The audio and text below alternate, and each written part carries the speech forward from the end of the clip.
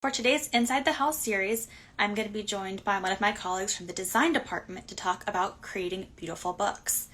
While we wait for Jen to join us, I'm going to quickly pin a comment to the top here, and then we'll get going. There we go. In the meantime, feel free to tell me where you're tuning in from and what you're reading, how your Monday is going. And if you have any questions for Jen, we'll certainly get to those as we go as well. Hi, Hey, how I'm are you? good. How are you doing? I'm good. So Jen, you are a senior designer for Clarkson Potter, and I only ever talk to you in our meetings about diversity and inclusion, and I'm really excited to have the chance to actually talk to you about your job here. Do you want to start by telling everyone a little bit about what your job is? Sure. I design the covers and interiors of Clarkson Potter's books, which are primarily cookbooks, some lifestyle books. The bulk of it is food related. Fun. So can you tell us a little bit about how you first got your career in publishing? I think I moved to New York after undergrad and then just sent out a ton of resumes randomly to I kind of looked in the back of all these books and was like, oh, there's like five publishers, okay. And so I went to their job sites. Hire me. and, um, Eventually, I actually landed an internship at Penguin and was there for a while, designing covers for their fiction, nonfiction stuff, and like Penguin Classics for a while. Yeah, and then I left publishing for a few years, like 5 years. I went to grad school. I did like stuff for a little bit. Did like user experience design, interaction design. I was at the Guggenheim for 2 years, working on their website, being on their interaction team, and then I came back to publishing because I realized I really missed doing books and having a finished product and designing something people can like hold. Yeah. Well, we're so glad that you came back. What all goes into a book cover design?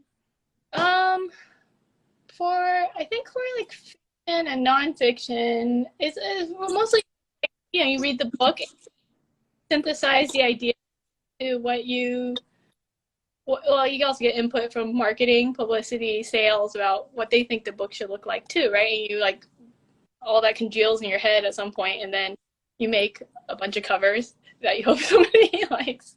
I mean, it sounds like a bit of a crapshoot. It's not like you don't have ideas and you want to use. You're basically using type and image to connect story like this little, right? Mm-hmm. Um, I feel like it's different every time. So, yeah. Yeah, we have a great audience question. How long does it take to design a cover? Oh, it could be like an hour. Sometimes you're really hit with like a great idea and you just go and everyone loves it and then it's approved and the world rejoices. But I think that's like 1 out of 100 or so. Usually it takes anywhere from like a week to like many months. There's a lot of like approval processes. Sometimes you're just stuck on you don't know what to do with the topic. It's very subject challenging. Yeah, there's so many different factors. It really Amazing. sometimes after designing the cover to how long, it could go very many ways. Yeah. So where do you get your inspiration from? Is it from the book itself? Are there outside influences? A little bit of both. Definitely always the book itself. I think with cookbooks, it's a little different because you're doing the entire package. So you definitely want to convey a mood and like try to like reflect the author's like tone in the book and stuff. But it's not like, we're people in the world and we see things we like and we want to try something that we saw in the world. We have an idea we want to work with. We try to bring that. Yeah. Do you have a favorite cover, either one that you have designed or one that you just admire a lot? And maybe top five if one is really hard. Oh, well, that's really hard. I think I really enjoyed working on the Bill Cunningham on the Street book. I got to work on that cover, and that was a example of a cover that like everyone loved, and it went through all the approvals and it worked out really well. Don't actually have a copy with me to show, unfortunately. It's at the office. um, And what's the title of that book? Someone just asked in the comments here. Bill Cunningham on the Street. Amazing. Yeah, I feel like, so you're with the Clarkson Potter imprint, and I feel like they have so many amazing designs on their covers. I can't remember, did you do the Half Baked Harvest cover? I did, yeah. Like, I did the first two books for Tegan Gerard, and that was one of the first I worked on. And it was a good learning process for me. It was really fun. Yeah. Like her great to work with. They're just very lush and colorful, so it's very that's one of my personal favorites for sure. Yeah, I think the bad thing about working on like food books is that like you get hungry at it all the time. You're just like, so sad. Oh, that looks good. Ever gonna eat? Yeah. So for those of you who are just tuning in, this is Random House Live with Jennifer Wang, who is our senior designer for Clarkson Potter. Jen, what is your favorite part of the job? The people. I like being a designer. I like creating things. I like being able to explore making like text visual. So making ideas visual. I think that's always a challenge and it's enjoyable for me. I like to create things. So, yeah, I like working on books. Amazing. And so are there any that you're really looking forward to that you've worked on coming up? Yes. Rodney Scott's World of Barbecue. Oh man, that's the one that it makes me so sad to look at it because that's definitely something I can make on my own. Unless I, build my own giant whole hog pit and then spend the next 20 years doing just that. 40 years maybe. Maybe if the pandemic goes on long enough. I know. It's a really wonderful book. It tells like a really amazing story about this chef in the South who has been cooking this really traditional way of barbecue for like the last, I don't know, like his dad did it. He's carrying it on, inspirational. There's a really compelling story. He actually has a table out right now on Netflix, so you could go watch that. Amazing. That's what I'll do right after this. Maybe. Okay. Got it. We had a really great audience question here that asked what the differences are between cover design and interior design. Oh, well, I can show you an example. Yeah. Cover design is literally just that. It's like a cover, right? When we designed this, but I also did inside, but for this color, and it's not as varied as like say maybe like the book where you have like colors, it changes, there's little things like a chart that I designed like that. You get to play around with the interior cookbooks, which is why I like it. There's a lot of room to make a whole cohesive. So I think that's a bigger difference. I mean, the biggest difference there's like one cover, like 200 pages. So quantity is a big deal. Definitely. Oh my gosh, we have so many great audience questions. I can barely keep up. Someone asked here, what skills we need to get into design, or I guess what advice do you have for aspiring designers? Unfortunately, it is like the way I work is very much on the computer. You do need access to programs that can be costly. But I think that barring that, I think it's great to develop your eye, your ability to observe and look at details. Just look at things in the world, inspire you, really hone in on trying to surface why you're attracted to a certain visually. And I think that is how you will then go on to make things that you like or are informed by those ideas that you picked up on in the world. Amazing. We have another question here that asks, are there book genres that you would design for that you haven't had a chance to yet?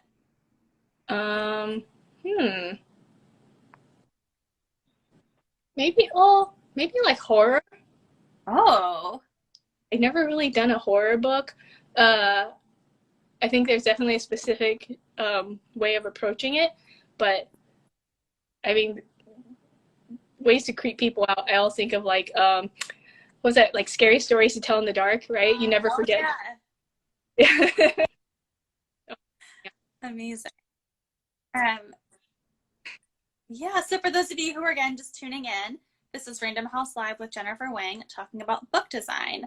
And you guys have asked so many great questions. Please keep them coming. I'm going to look through and see if there are any up here on the back end. Let's see. Oh, they kind of repeated there. But so I have a question for you, Jen. I'm wondering if you're noticing any differences in how book design is evolving or changing, or if there are any trends that you've noticed. Um, yeah, I think definitely. Well, I'm not. So I don't really design. Well, I do design book covers for our books now, but I think cover designers definitely have been feeling the brunt of that market forces a lot more. Things like, you hear them say a lot, designing for the thumbnail. Everyone looks at everything on their phone or on Amazon thumbnails when they go shopping. Shrinking, and it's really affecting how designs look. They're a lot more spare. You see a trend of really abstract art on the books these days that really compete with like a digital space because they're very physical looking. But he made it. They took their hand and they painted some letters and stuff. Um, but they're also something you can shrink down to like a little 1-inch thing. You can still see the title, who the author is, what the title is. So I think that's a really big shift. Yeah, book covers exist in a lot of places, so I'm sure it's a lot to think about with just one image. Yeah, totally. Another great question. Do you find yourself making a lot of sketches or working with on in hand before turning to the computer? Yes, definitely. I always There are a lot of where I will sketch out things first before I draw, and then I'll take it, I'll scan it, I'll put it in Illustrator, draw over it, and yeah, and sometimes I'll make textures by hand, scan that in, and use that as backgrounds. So it's definitely really it goes through many steps because sometimes you can't find the thing you want, right? And so you just make it. And then figure out how that will fit in. Your job sounds so cool. You're converting me over here. I might leave marketing. Here's another great question. How involved are authors in cover design? Do they provide mood boards or comparable covers? How do you work with the authors? Um, they provide a lot of feedback. I never gotten like where they send like sample covers of things they like, but I never gotten one like a mood thing. I think, yeah. Well, usually when I go get an assignment, I think like my art director will have an idea because they've talked to the editors and the broader team about what kind of comparable titles they like for visuals. Amazing. Let's see what other questions we have here. Oh, here's a really fun one. Which of your friends inspires you the most? Sent from someone to handle other message. Oh, well, obviously, other message, Aaron. Amazing. Let's see here. What other questions do we have? Oh, here's a fun one. What are some memorable moments from designing the hip hop photography book? Oh, man, that whole thing was really awesome. It was one of my favorite projects to work on. And I was really glad I got to work. I think the whole thing was just really cool. I think being allowed to have a fifth color, which is like super design, in on the interior of the book was a big coup for me. I was really pleased that they wanted to push it to give it this more lush treatment. Mm-hmm. By adding a fifth color, I feel like it really gave something to that book that really transformed, really helped the design along, And so, great. Amazing. Another question here. What do you do when you get stuck on the cover? Oh. I think I like forget about it. I like push it out of my mind for a while. I'll work on something else. If there's a time, I really just try to start over and just like go to the beginning, do research, think about how else I could approach the book completely different ways than I was before, because obviously it wasn't working. Yeah, I think, but yeah, I try to either start over or leave it alone for a while. Yeah, out of sight, out of mind, and then revisit it Yeah. here. Maybe like at 11:30 at night when you're trying to fall asleep, you're like, aha, I got it. Which happens. And then if you don't write it down, you like forget. So Amazing. Yeah, totally. We've had a lot of questions here about abstract covers versus some of the more, I guess like photography face on a cover kind of thing. Do you want to talk about those differences and kind of why you might go for one direction over the other in different cases? I think it really depends on what people are going for. I think like what kind of a mood you're striking. Sometimes photography won't get that, amorphous abstraction that you want. They both bring different things to the table, right? So it's hard to say really. I feel like people generally try a lot of different things or illustration, they abstract and in between. Yeah, I think it really depends. And there's not really, like some books I feel like are probably more conducive to photography because of the audience, previous other books, like we call it like kind of like comp titles, but yeah, like visual comparisons, like the market just expects these kind of books to look graphic or something. Yeah, that totally makes sense. Are there other designers or artists that inspire you both within publishing and also outside of? Yes, I can't really name any off the top of my head, but I generally like, I don't really, I like to look at my friends' work who still are doing, book covers, cover design. Great. I like he designs books elevating women in the cover industry. I also like to follow designers that don't get paid but are really contributing to, like, this gets into like stuff, but contributing to a dialogue of who gets to be a known designer, what design means, pushing design education, which makes me think about design in different ways, and so it affects how ultimately I do my work. So people like that, I think like I really like Dory Tunstall, Sadie. They are really amazing people who are doing really incredible work in that area. Yeah, and so do you consider design a collaborative process or one that you're kind of working on in your own silo for the most part? It's definitely collaborative. Even when you're the one making object, you're still taking the input from people, right? You're still taking into consideration the world around you, what your editor wants, what your art director expects, that kind of stuff. So it's definitely always collaborative to me. Yeah, definitely. I really cannot stress there are so many incredible questions here. We're almost out of time. So the last question here is, do you have any thoughts about how you approach a paperback reprint that's getting a new cover or a classic book that's getting a repackage, anything like that? I mean, like those are great opportunities to expand on what already exists or to try something completely different. I also liked working on like Penguin Classics.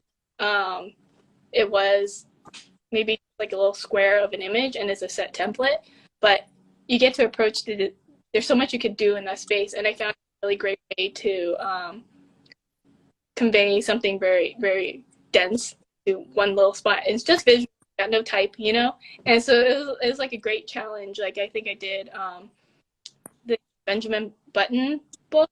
Oh, cool.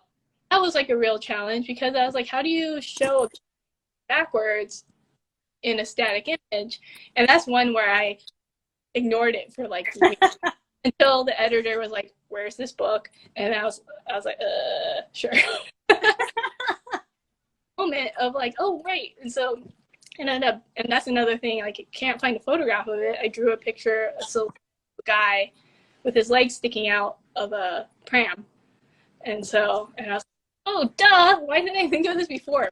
Why is it so obvious to think about it? Because it's not so obvious. So Yeah, amazing. Well, it was such a treat to talk to you today. I'm so glad we got to do this. thank you, Taylor. It's been Yeah. really awesome. I wish we had more time, but this is it for us. That's cool. I really appreciate it. Thank you for having me. Yeah, I'll talk to you later. Bye. Bye.